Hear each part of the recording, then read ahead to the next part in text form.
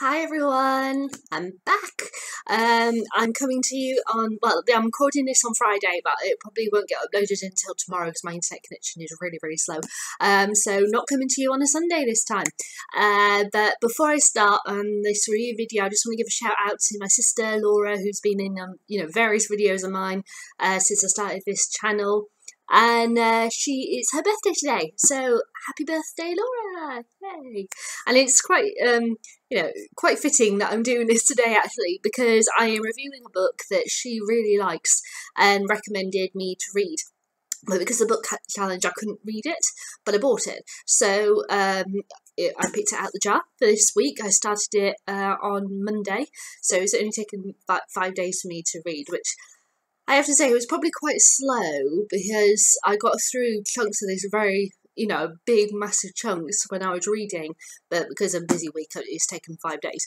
But anyway, the book I am reviewing this week is Paula Hawkins' The Girl on the Train.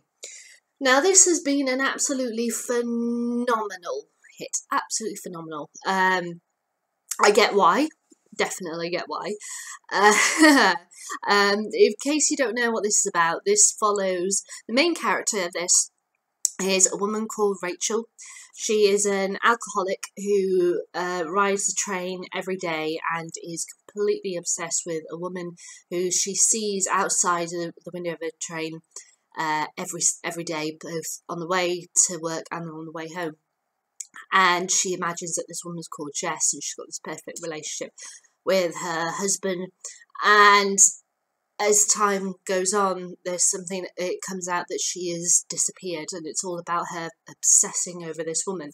At the same time, there's also other characters. The other main character, so you have Rachel, the girl who she's watching, who she imagines is called Jess, is actually called Megan, who is nanny to Tom and Anna. And Tom is Rachel's ex-husband. So all of them are kind of connected together. Now, all that I've just said doesn't give anything away. Those are connections that you learn. I mean, if you've watched the film trailer, you got all that from the trailer. So I haven't spoiled anything there.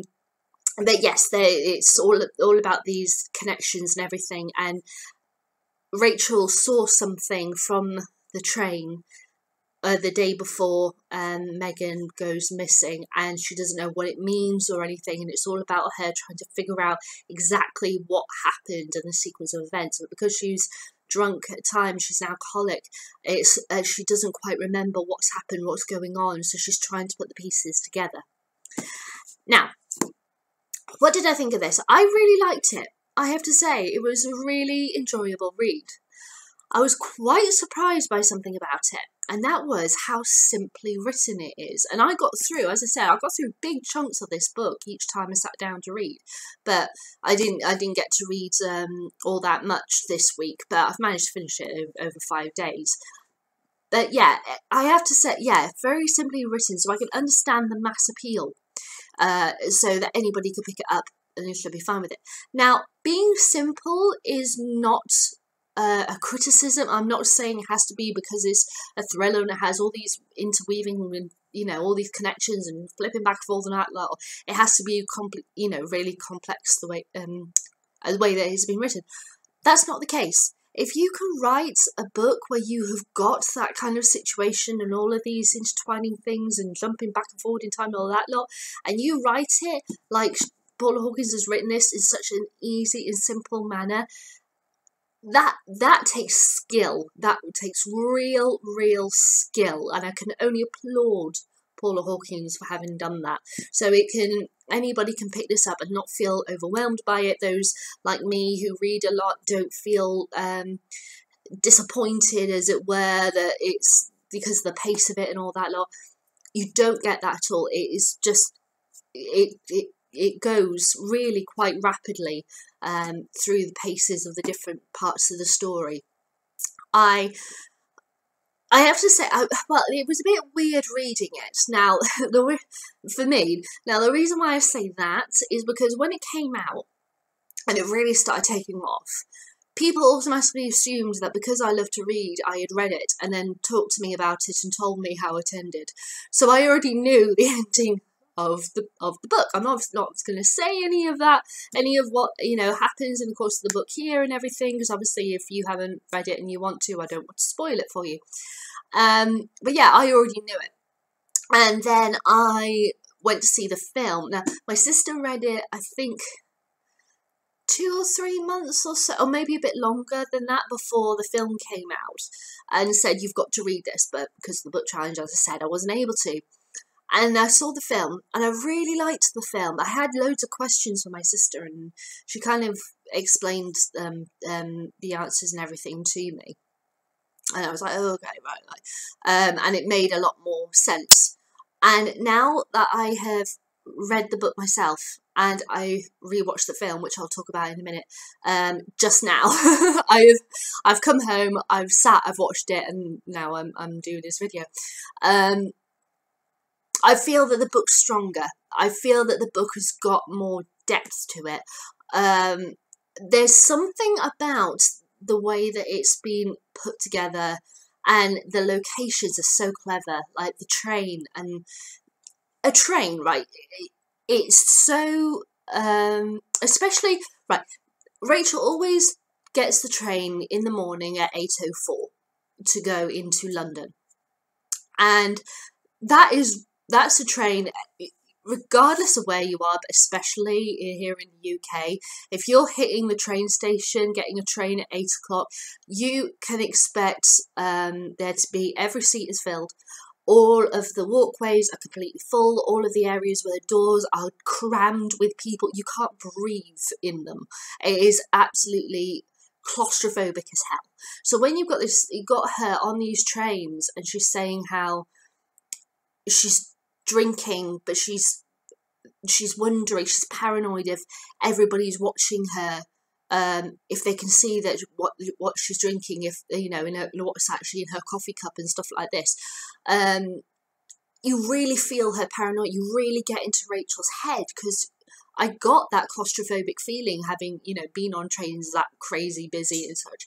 Whereas the film, it's a bit different. I'll talk about that more in a minute, but what I'm getting at is that the book has got a real atmosphere to it, and I don't know if this is going to sound weird, but I'm just going to say it. I don't know if having been on trains like that in the area, I understand Rachel in a different way than somebody who hasn't been on those would understand, and all about how the tracks, the way they are in the UK, past houses and such, because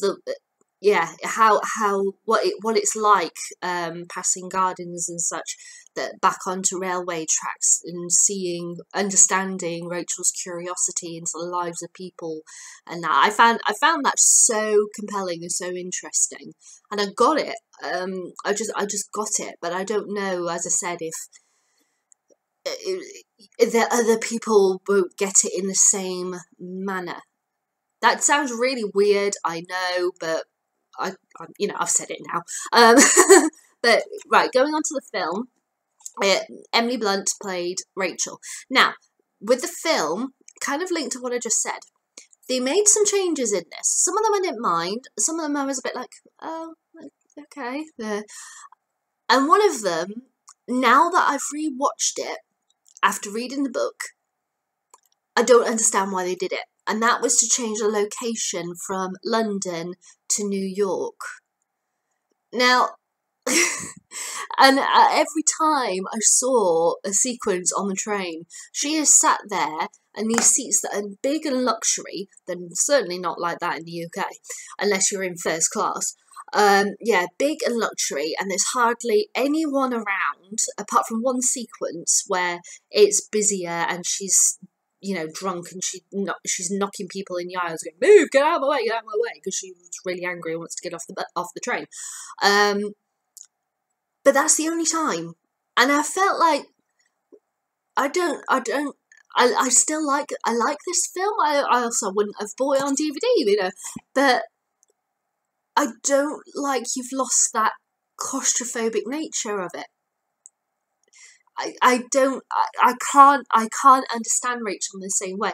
And they kind of made her do silly things as well. Like in the film, she's really into drawing and she draws everything and she draws things that she saw and trying to figure out the sequence of events and what really happened. She doesn't do that in the book. She doesn't draw. She just goes into her mind and tries to remember. It's the way it works. There were changes that I did like. One in particular, just because it made it all the more interesting, was that there's this whole thing about Rachel and her past with Tom, and how, you know, when her drinking started and how bad she was and all this lot, and there was this whole situation of a barbecue at his boss's house. Now, I won't say what happened or anything. As I said, I don't want to spoil it for those who haven't read the book. But in the film, well, yeah, I'll talk about the film version. Right, in the film, she bumps into the boss's wife on the train. She keeps seeing her, but ducking behind in seats and not wanting to speak to her. But one touch, he plucks up the courage and goes to talk to her. And the boss's wife reveals what happened that day. Whereas in the book, boss's wife isn't even a character. There's no character whatsoever.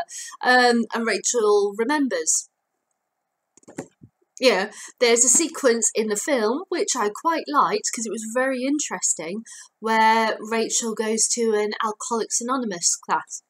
In the book, she doesn't. You know, there's little things. They're only little things, but I liked hearing her in the AA class talking about things. I liked that kind of revelation, how it affects her when somebody is just saying it to her face.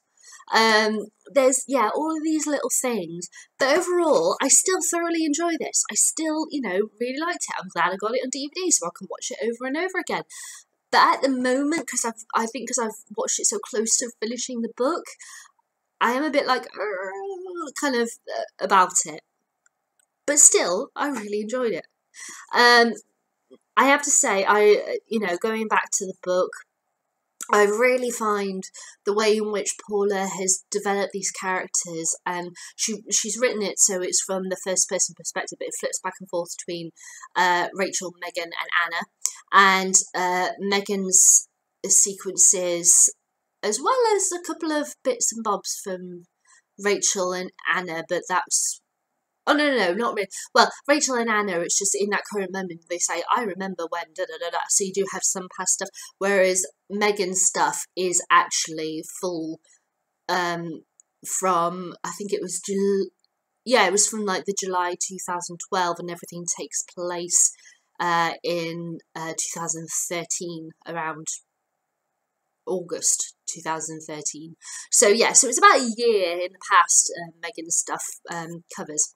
So you've got all these interesting, but I really do, there's something intriguing about Megan and the way what she does, why she does things, and also Rachel, and especially Anna. I felt in the film Anna was kind of a bit overlooked. The focus was on Rachel and Megan, and the focus in this book is also Rachel and Megan, but Anna's got a really, really interesting perspective on all these situations and what her life is like and why everything is the way it is and what she wants her life to be and such. So there's more depth to Anna, which I wish the film had developed more for. But I still love it. Overall, thoroughly enjoyed this. Really well paced. As I said, easy read, so anyone could pick it up and I think would be perfectly comfortable with it. Very enjoyable, yeah. Now, Paula Hawkins' second book comes out in May, called, hang on, it's in the inside of this, Into the Water. It's due out, in May. And I think I would read it. I am not wanting to rush out and buy it as soon as it comes out.